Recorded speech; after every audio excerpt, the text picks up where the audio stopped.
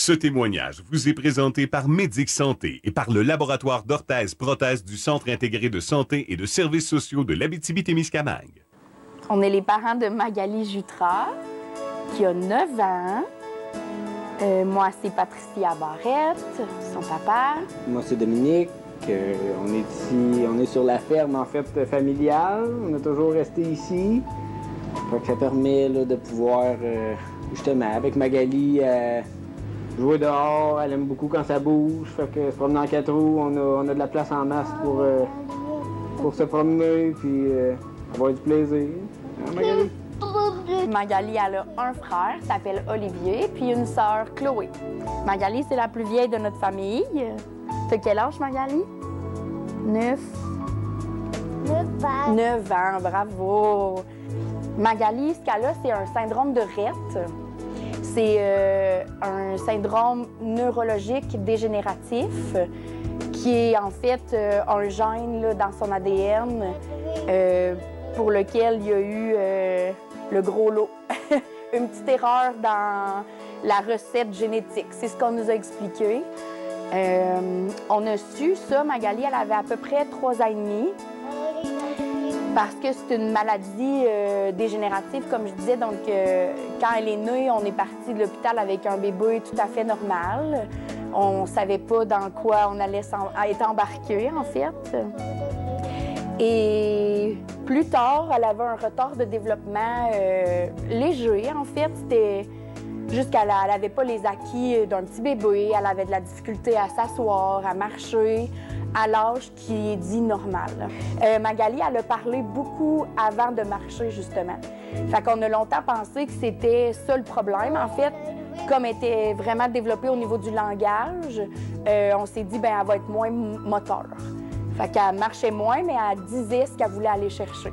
Puis à ce moment-là, il faut dire, c'est pas la petite Magali qu'on a aujourd'hui. Elle faisait des casse-têtes, elle pouvait lire des livres. Très avancée de son âge, surtout intellectuel. Intellectuellement. Mais au niveau moteur, c'était là la plus grande difficulté. Mais là, Dr Jacques, ça faisait quelques mois qu'elle voyait Magali plus régulièrement. Elle était pas mal certaine de son coup. Malgré tout, elle a décidé d'envoyer les tests aux États-Unis. Ils nous ont fait l'annonce que Magali, elle avait bel et bien le syndrome de Rett. C'est difficile à dire l'évolution de la maladie. C'est par palier, je dirais. Des fois, on a un palier, ça va bien pendant 6 mois, 1 an. Puis là, whoop, il peut y avoir une grosse régression. On en a vécu une là, dans les derniers mois, quand même, là, assez importante pour Magali. Là. Magali, elle jase souvent, elle est toujours de bonne humeur. C'est agréable de la côtoyer. Puis malgré tout ça... On s'était toujours dit qu'on voulait pas changer notre style de vie pour ça, parce qu'on a eu 2 autres enfants par la suite. Fait que jusqu'à maintenant, on vient encore à bout de, justement, de faire nos trucs, puis... on l'inclue dans toutes nos activités. Le plus qu'on peut. Magali adore faire du 4 roues. Faut que ça bouge. Elle aime pas ça quand c'est plate, fait que faut que ça bouge. Fait qu'on l'emmène là, toute glisser l'hiver, pas longtemps parce qu'elle a froid rapidement, mais c'est toutes des choses qu'elle aime faire. Là, elle aime suivre les autres, regarder les autres jouer, ses frères, ses sœurs. Puis... Pour la ressource, on en a profité pour la table à langer. Ça a été le premier changement qu'on a eu dans adapter le domicile.